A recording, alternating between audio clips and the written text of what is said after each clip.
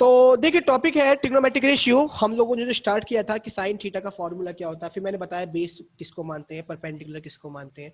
ये सब हमने लास्ट क्लास में आपको कवर किया था, आपको याद हो तो, है ना, कि बेस कब लेना है, परपेंडिकुलर कब लेना है। अब डेली का रिवाइज करते रहना वरना भूल जाओगे, ठीक है। और आज से ट्रिग्नोमेट्रिक का होमवर्क मिलेगा। अब तो देखिए बच्चों टॉपिक ये कहता है, अब मैं आपके सामने कुछ फॉर्मूले बताने वाला हूँ, और फॉर्मूले बताने से पहले एक चीज और लिखिए। देखो ऐसे समझो, अब एक अगला टॉपिक और नोट डाल के लिखेंगे फिर उसको। मान लो this is the 2, this is the 4, okay, ठीक। एंगल कितना मान लिया मैंने इसका, थीटा। राइट एंगल ट्रायंगल है, और इसका क्या मान लिया मैंने, वे theta. This is A, this is B, right angle at B, and this is C, ठीक है। या ऐसा करो 3, ठीक है। ये है। अब क्या हुआ बेटा, मैंने जो करा ना, इसको सेम ट्रायंगल को बेटा शुभ कहां तक कर दिया मैंने, इसको आगे बढ़ा दिया, बढ़ा दिया, दिख रहा है आपको सेम ट्रायंगल को।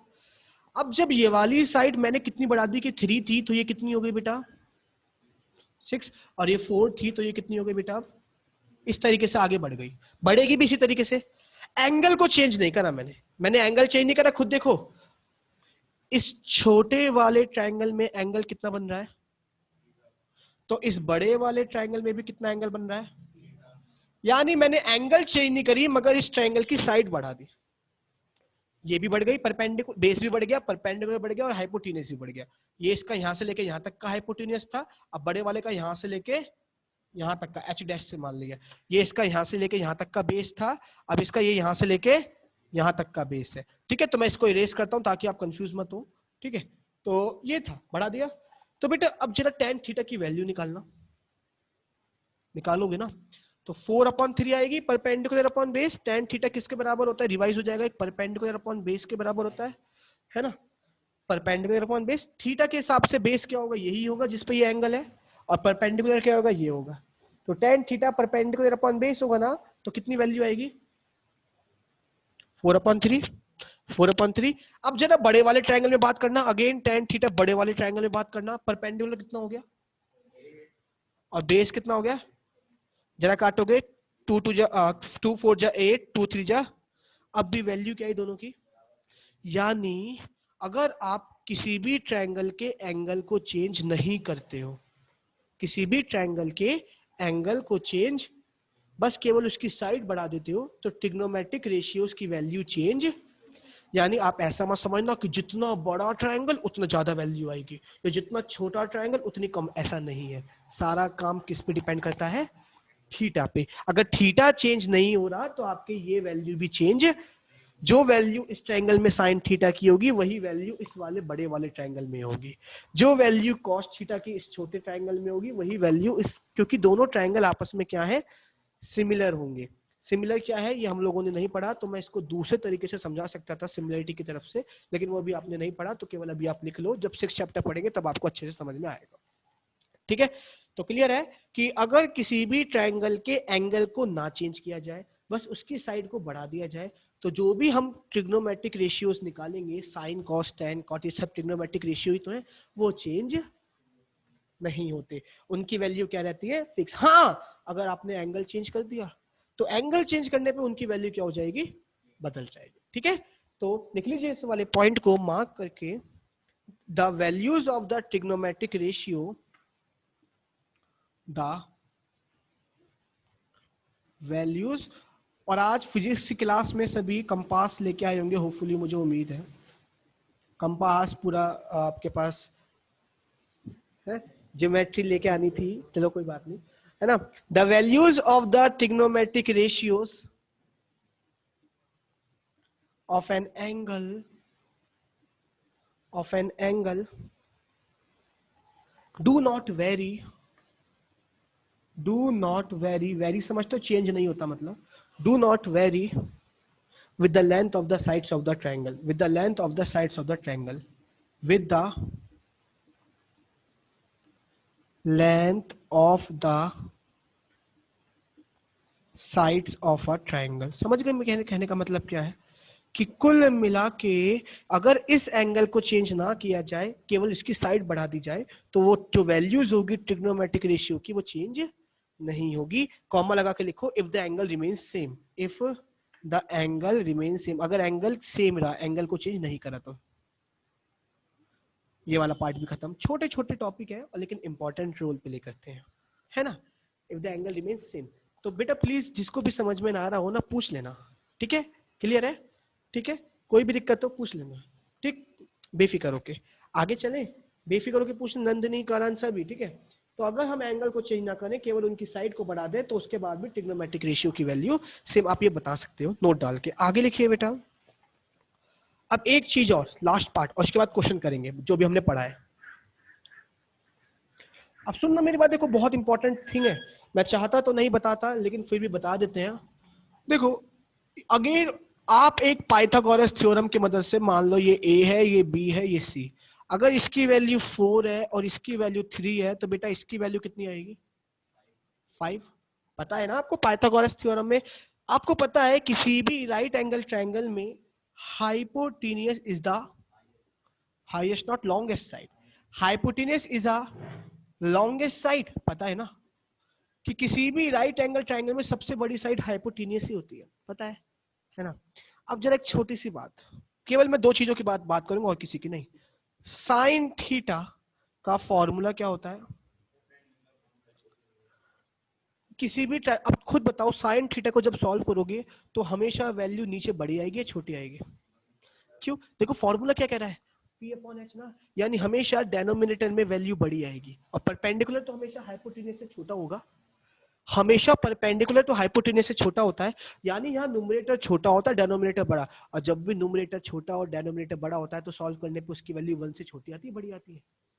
छोटी। तो याद रखना साइन थीटा की जो वैल्यू है वो ऑलवेज लेस देन 1 आती है, चाहे आप बना के भी देखोगे तब भी। हाँ, मगर अगर 90 डिग्री हो जाए तो 90 पे क्या हो जाएगी उसकी वैल्यू? 1।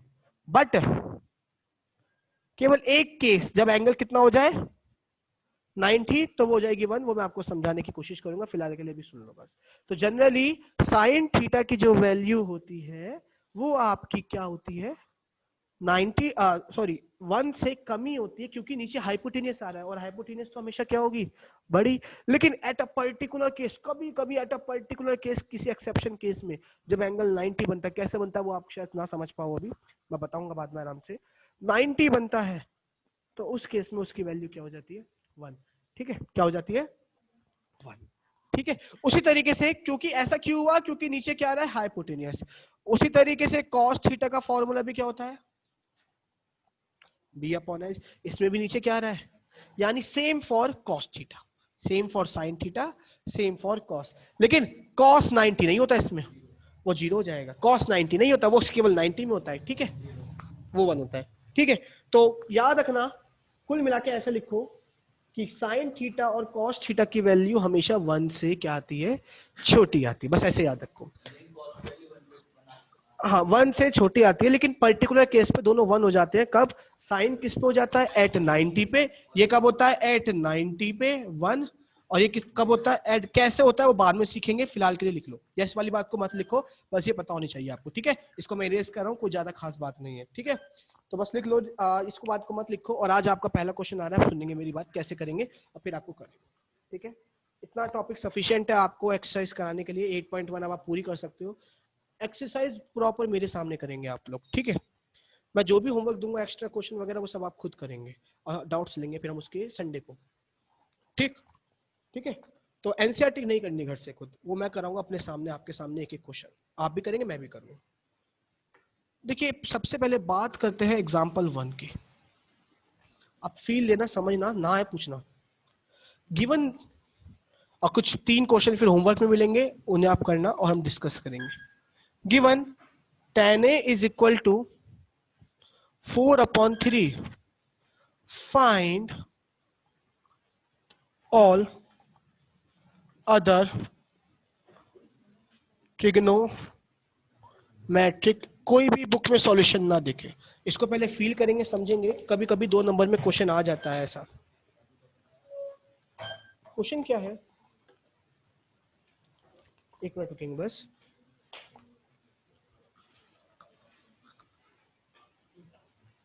देखिए अभी प्लीज पहले सुनेंगे मेरी बात, तब करेंगे।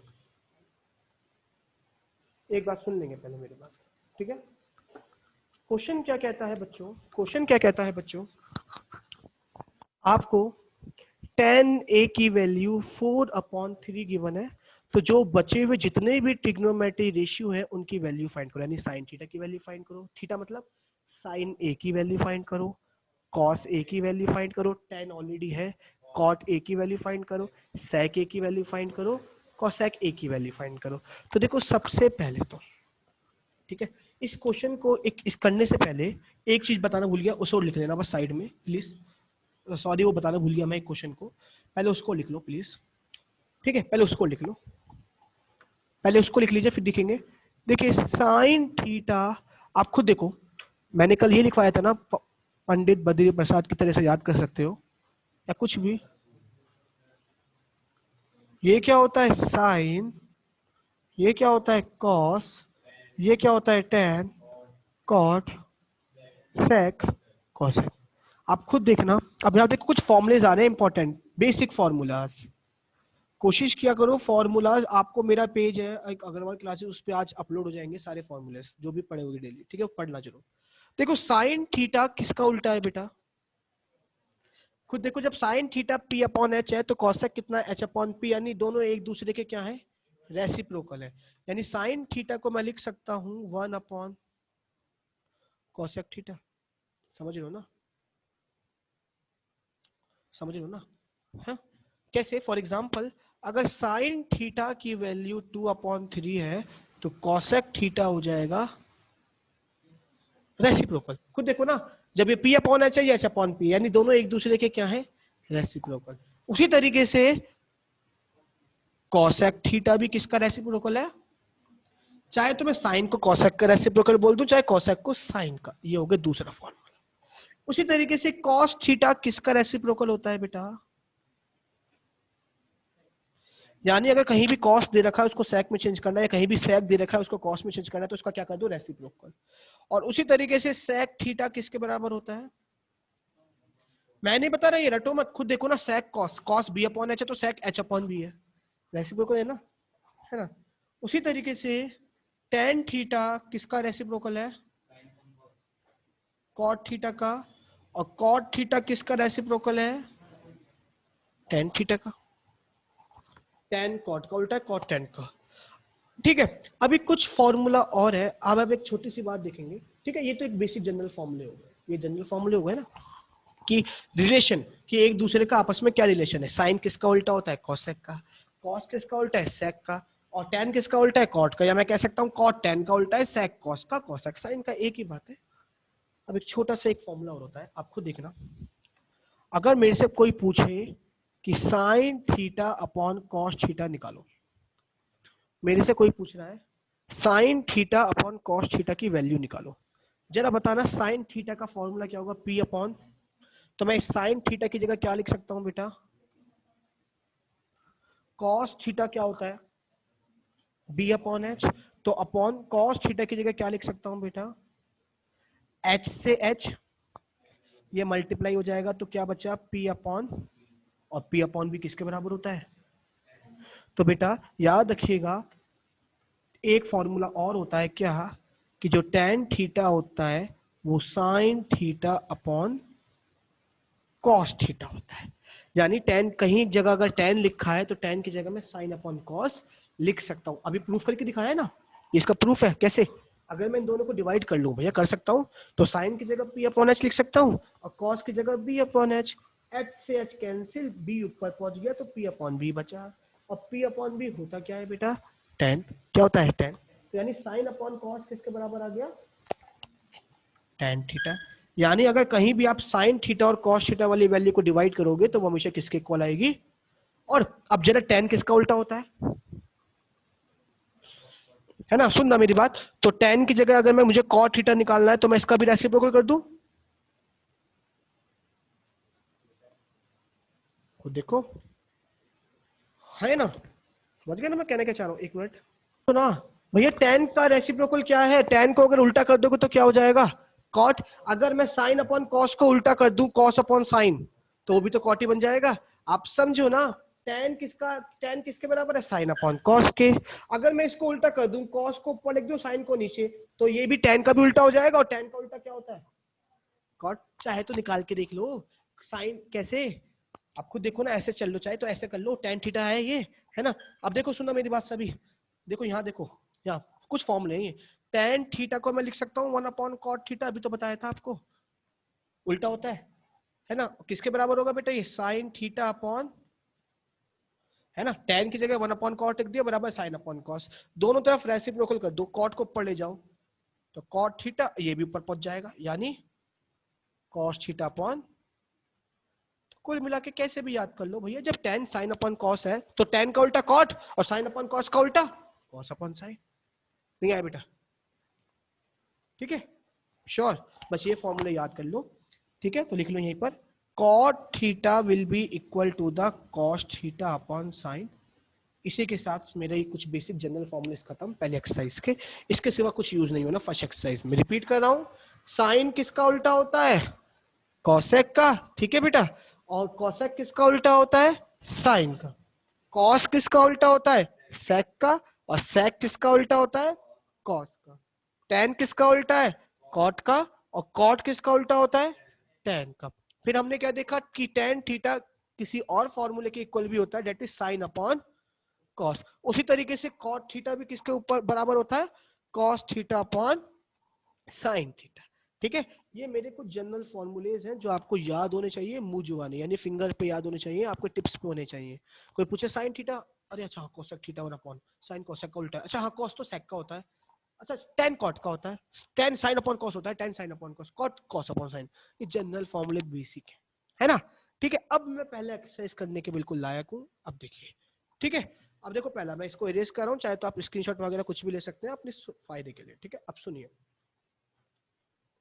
अब आते हैं अपने आज के पहले क्वेश्चन पे, और फिर आपको भी होमवर्क मिलेगा ग्रुप पे, अभी हैंड टू हैंड। ठीक है, अब देखिए, अब एक क्वेश्चन क्या कह रहा है, इसे फील करेंगे और जैसे मैं कह रहा हूं वैसे करेंगे, फिर एक क्वेश्चन आप भी करेंगे। अभी गिवन tan a, देखो सबसे पहले आपको क्या गिवन है कि tan a की वैल्यू 4/3 है, तो आपको बाकी वैल्यूज भी निकालनी है। तो सबसे पहले tan किसका उल्टा होता है?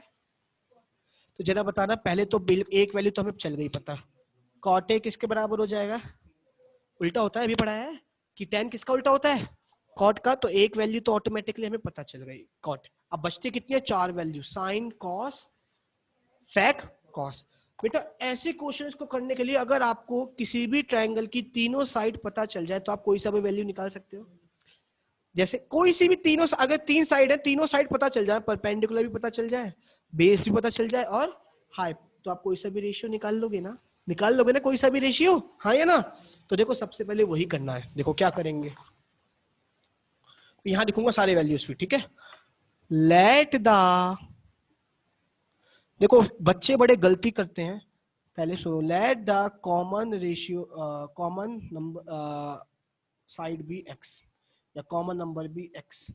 बच्चों आपको पता है, बचपन से करते आ रहे हो, जब भी कोई चीज रेशियो में होते हैं तो उसको सॉल्व करने के लिए पहले हम क्या मानते हैं? कोई कॉमन नंबर मानते हैं। पढ़ा है आपने, देखा होगा, अगर कोई भी चीज रेशियो में होती है, आप चाहते तो बिना कॉमन नंबर मान के भी कर सकते हो, मगर बेटा ये ऑफिशियली गलत है।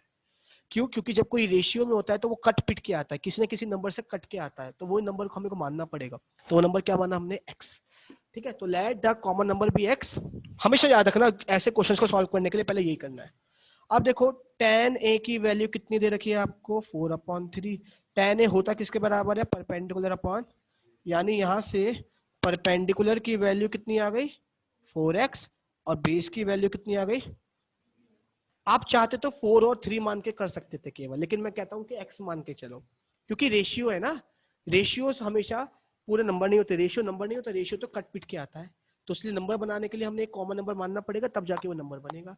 तो 4 की x में करोगे 4x, बेस कितना हो जाएगा? 3x। ठीक है, now by Pythagoras theorem, perpendicular का स्क्वायर प्लस बेस का स्क्वायर बराबर हमने पाइथागोरस थ्योरम की मदद से सॉल्व, क्योंकि जब हमें किसी भी राइट एंगल ट्रायंगल की दो साइड पता है तो तीसरी तो इजीली फाइंड कर लेंगे। दो चल गई पता, पी भी चल गया, बी भी, एच निकाल लेंगे। पी कितना है बेटा 4x का होल स्क्वायर, बी कितना है बेटा 3x का होल स्क्वायर, एच तुम्हें निकालना है। 4x का स्क्वायर कितना हो जाएगा 16x का स्क्वायर, 3x का स्क्वायर क्या हो जाएगा 9x का स्क्वायर बराबर एच स्क्वायर। यहां से एच स्क्वायर किसके बराबर आ गया 25x स्क्वायर, कैसे 16 + 9 25x स्क्वायर, ठीक है।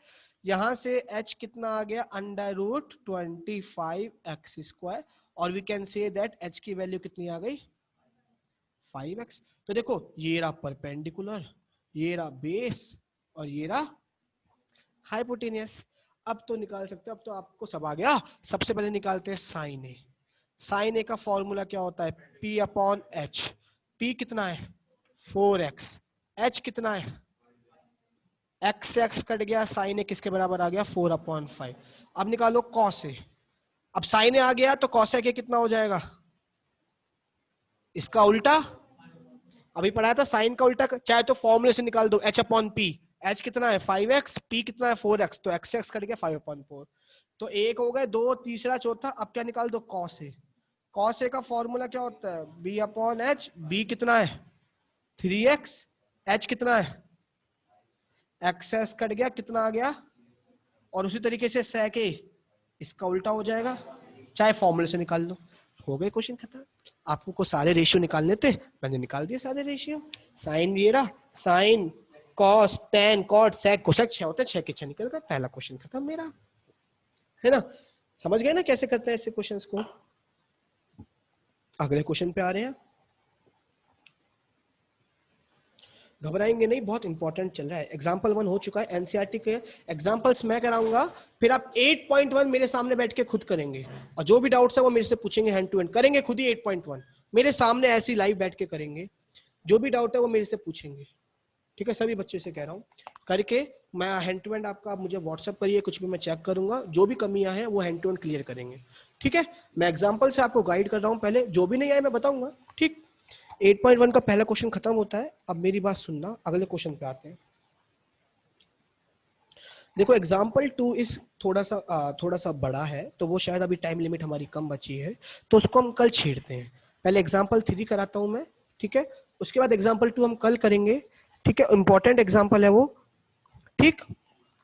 एग्जाम्पल 3 और 4 में आपको कराने की कोशिश कर रहा हूँ, ठीक है। 1 हो गया, 3 और 4। और बेटा होमवर्क में अभी आपको कुछ क्वेश्चंस मिलेंगे, ये क्वेश्चंस आपको दोबारा करने हैं। पहला तो होमवर्क यही हो गया, आप करो मत करो वो आपकी जिम्मेदारी है। पहले ये क्वेश्चंस जो मैंने कराए हैं वो आपको खुद प्रैक्टिस करनी है, घर जाके दोबारा करने हैं। आपका फायदा है, नहीं करोगे तो नुकसान, करोगे तो आपका, जो करोगे अपने लिए करोगे, किसी दूसरे के लिए नहीं करोगे, ठीक है। करोगे तो प्रैक्टिस होगी, नहीं तो बेटा चल ही रहा है सब। अब सुनिए, मैं इसको इरेज कर देता हूँ, ठीक है। किसी को कोई डाउट है मेरे से पूछेंगे, बेफिक्र होके। तो एग्जाम्पल 2 में भी मना कर रहा हूँ, रीजन है क्योंकि थोड़ा सा वो लेंथी होगा, समझाना पड़ेगा आपको, इतना टाइम बचता नहीं है, ठीक है। तो अभी सबसे पहले एग्जाम्पल 3 देखेंगे, और फिर इन्हीं टॉपिक पे आज आपको 3 या 4 क्वेश्चन एक्स्ट्रा मिलेंगे, वो आपको जरूर करने हैं घर जाके। डाउट्स होंगे वो हम डिस्कस करेंगे संडे को, ठीक है। और मंडे टेस्ट होगा एक और दोबारा से, इस बार मैथ का टेस्ट है मंडे, पहले बता दिया। मैथ का क्वाड्रेटिक इक्वेशन का टेस्ट है मंडे को, तैयार रहिएगा, ठीक है। क्वाड्रेटिक इक्वेशन का, ठीक। जैसा मर्जी है वैसा दे सकता हूँ, मैंने बहुत मेहनत कराई है उसमें, नहीं आता वो बात अलग है। चाहे तो पहले एनसीईआरटी का भी ले सकते हैं, केवल देखते हैं, ठीक। अब आगे चलें बेटा। अब देखिए एग्जाम्पल 3 क्या कहता है, आपके सामने एक ट्राइंगल है ACB, this is A, feel करना इसे भी, ACB हमें गिवन है कि दिस इज थीटा, थीटा यहाँ गिवन है, this is 21, this is 29 unit आपको गिवन है क्वेश्चन में ऑलरेडी। तो आपको सबसे पहले वैल्यू फाइंड करनी है cos square theta plus sine square theta. सुन लो, पहले पहले मैं करा रहा हूं, करना खुद घर से पे, एक मिनट। और दूसरा cos square theta minus sign square theta. अब सॉल्यूशन यहां देखो, ठीक है।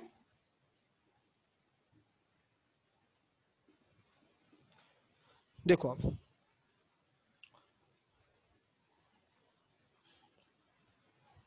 ठीक है, आंसर देखिए आप बेटा। सबसे पहले तो देखो कॉस थीटा की वैल्यू पता होनी चाहिए आपको, और साथ के साथ साइन थीटा की वैल्यू पता होनी चाहिए। तो देखिए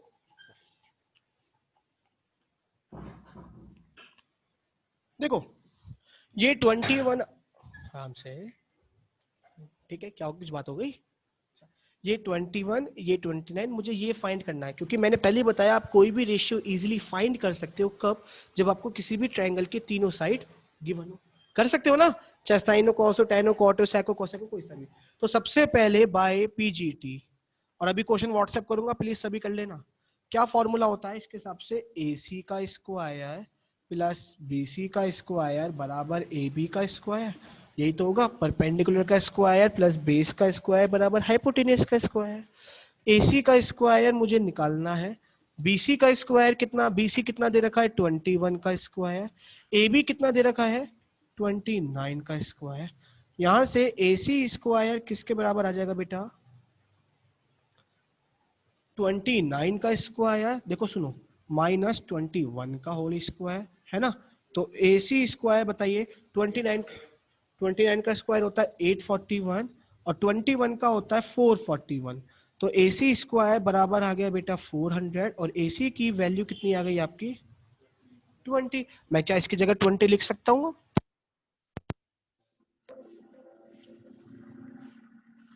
और 5 मिनट बचे सुनेंगे, ठीक है, ठीक है। आज थोड़ा लेट हो गई थी क्लास, थोड़ा सा 5 मिनट।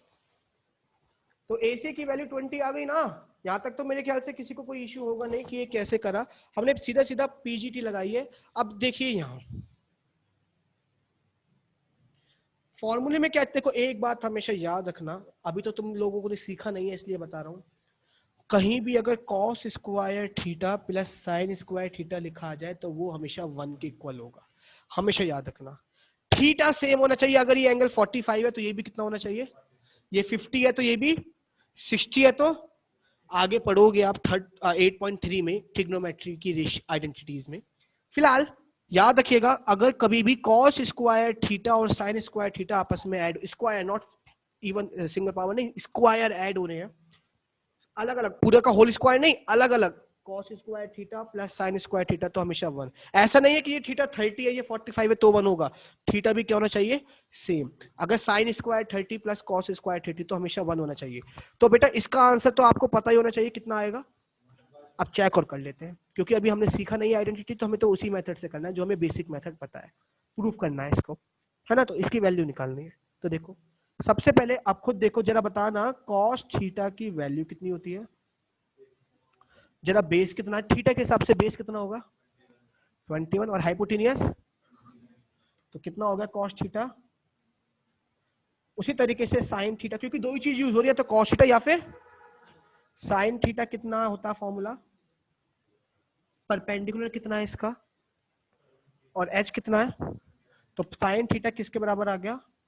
अब पहला पार्ट देखो, फॉर्मूले में क्या है, cos square theta plus sine square theta, यानी कॉस थीटा का स्क्वायर कर दो 21 अपॉन 29 का होल स्क्वायर प्लस 20 अपॉन, समझ गए भैया, कॉस स्क्वायर थीटा यानी कॉस थीटा का स्क्वायर कर दिया, कॉस थीटा की वैल्यू ये थी तो इसका स्क्वायर ये हो जाएगा, प्लस साइन थीटा की वैल्यू ये आई थी तो इसका स्क्वायर कर दिया, वो आ गया।